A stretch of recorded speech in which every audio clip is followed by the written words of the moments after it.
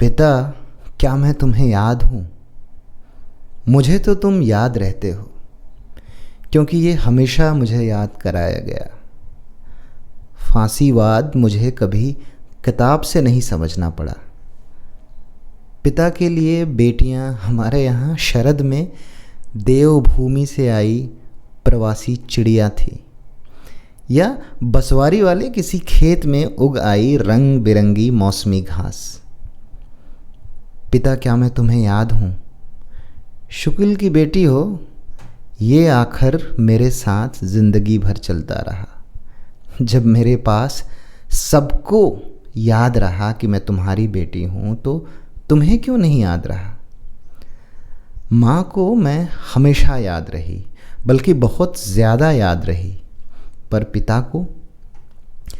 कभी पिता के घर मेरा जाना, माँ बड़े मनुहार से कहती कि पिता से मिलने दालान तक नहीं गई। जा बिटिया, चली जा, तुझे पूछ रहे थे। कह रहे थे कि कब आई, मैंने उसे देखा ही नहीं। मैं बेमन ही भतीजी के संग बैठक तक जाती हूँ। पिता देखते ही गदगद होकर कहते हैं, अरे कब आई? खड़ी क्यों? आकर बैठ जाओ। मैं संकोच से झुकी खड़ी ही रहती हूँ। पिता पूछते हैं ससुर के बारे में कि मास्टर साहब कैसे हैं? मैं कहती हूँ ठीक है। अच्छा, घर में इस समय गाय भैंस का लागन तो है ना? बेटवा नहीं आया? मैं कहती हूँ नहीं आया। देखो, अब की चना और सरसों ठीक नहीं है। ब्लॉक से इंचार्ज साहिब ने बीज ही गलत भिजवाया। पंचायत का कोई काम ठीक नहीं चल रहा। ये नया ग्राम सेवक भी अच्छा नहीं है। अब मुझसे वहाँ खड़ा नहीं हुआ जाता। मैं धीरे से चलकर चिर परिचित गेंदे के फूलों के पास आकर खड़ी हो जाती हूँ। पिता अचानक कहते हैं, अरे वहाँ क्यों खड़ी हो गई? वहाँ तो धूप है। मैं चुप रहती हूँ। माँ कहती हैं, अभी भी मुंह लाल हो जाएगा।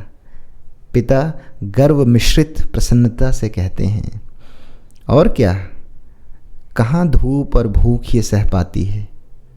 मेरी आंखें रंज से बरबस भर जाती हैं। मैं चीख कर पूछना चाहती हूँ, ये तुम्हें पता था पिता? पर चुप रहकर खेतों की ओर देखने लगती हूँ। पिता के खेत बाग सब लहलहा रहे हैं। बड़ी बुआ कहती थी ना, दैया इत्ती बिटिया, गाय का चरा बन और बेटी का चरा घर, फिर पनैपे तब जाना। बुआ तुम कहाँ हो? देख लो, हमने नहीं चरा तुम्हारे भाई भतीजों का घर। सब खूब जगमग है, इतना उजाला कि ध्यान से देखने पर आँखों में पानी आ जाए। पिता, क्या तुम्हें याद है?